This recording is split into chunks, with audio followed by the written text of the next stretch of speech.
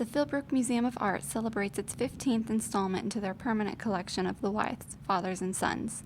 While characterized by the family's poetic look into American realism, it is celebrated for its quiet simplicity of rural life. The exhibition began on December 20th and ends February 28th, 2016. The watercolors have been inherited to the Philbrook from the generous Marie-Louise Cohen.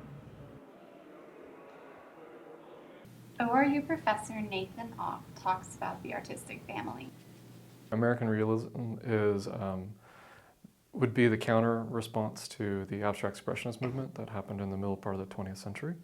So when you have the likes of Clifford Still and Helen Frankenthaler, Mark Rothko, all these kind of big, large color-filled painters and gestural abstractionists like Pollock, you still have a group of artists like Edward Hopper and Andrew Wyeth who are working in a representational manner, making images that are easy to understand and access visually.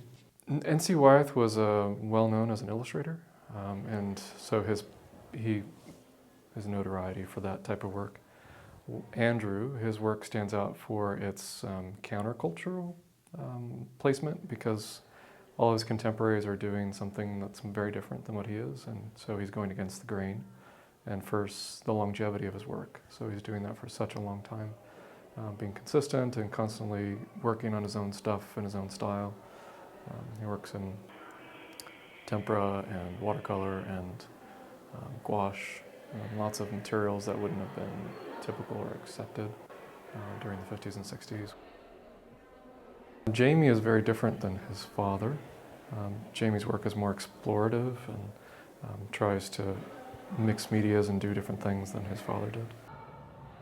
According to Catherine Whitney, head curator at the Philbrook Museum of Art, the Wyeth family legacy spans 3 generations and embraces a deeply poetic form of American realism. It began with the colorful illustrations of grandfather N.C. Wyeth and passes through the psychologically loaded spaces of his son Andrew and continues in the images of farm and island life of grandson Jamie. Their works are much sought after. It is a great addition to the Philbrook collection.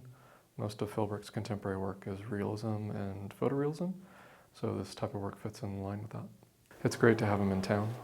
I've already taken a few students to go and see the work, and it's a wonderful opportunity to show them some beautiful paintings with very different techniques, all falling within the style of realism.